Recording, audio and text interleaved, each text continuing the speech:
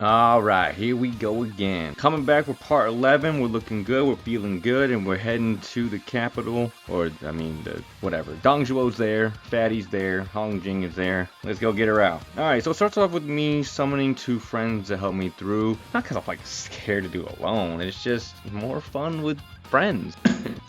Anyway, I then take a detour to a sub-battlefield because I'm looking for some steel. So I'm in a cave of some sorts looking for this steel to upgrade my weapons, and the guardian behind the steel is a mini Fenrir, which I end up absolutely destroying. Easy money. So I claim my steel and upgrade my stuff, and then I return to the main part where I was at. I end up almost getting schooled by some soldiers though a little later, which makes me just it really makes me question myself, like how good am I at this game really? You know, I'm doing really well, taking down the big boys, taking down Fenrir, you know, some other like strong opponents. Then I go against some peasants, some soldiers, and I'm like, what y'all gonna do? And they end up pushing me to the edge. Rambling aside, I clear a good portion of the surrounding area, feeling really good, when Dong Ming, brother of the tyrant, thinks he can step to me, ends up getting kicked to the curb. Who do you think you are? Who is this peasant stepping to me?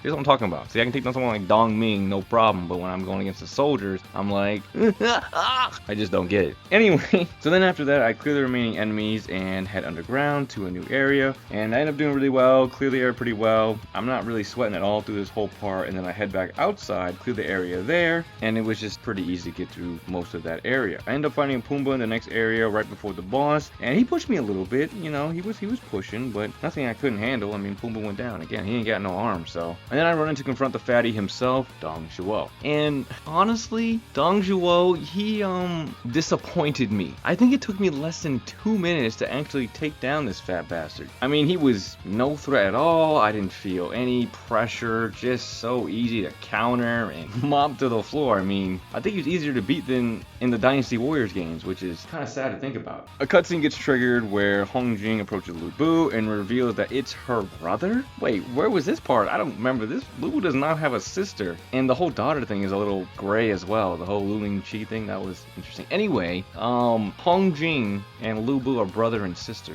Somehow. Alright, connecting the dots is going to be interesting on this one. So Dongzhuo ends up getting his cardio in, runs back in, grabs Hongjing, and the game finally gets back on track with the history as Lu Bu ends up killing Dongzhuo. Not a big fan of his speech at the end. I feel like Dongzhuo would have more of an arrogant thing than just being like, fine, take all the elixir as his last thing. I feel like he would be more, I don't know, snotty about it. But the tyrant ends up falling down, and this Lu Bu just seems a little different than the one I'm used to. So sophisticated and kind of like noble in a way. I mean, is this what Dynasty Warriors 9 was trying to go for with him? But regardless, he seems like a weirdly like good but bad guy, some like anti-hero action going on. Not really sure what his motive is. I'm still having a feeling that I have to fight him because in the next cutscene, the episode ends up ending with an awesome cutscene at the Battle of Shapi. Battle of Shapi is between Lu Bu and the forces of Cao Cao and Liu Bei, and guess whose side we're on? Cao Cao and Liu Bei. But then he let us go and was like, make sure my sister's safe. I don't understand this dude at all. It makes no sense. It basically foreshadows that I'm going to have another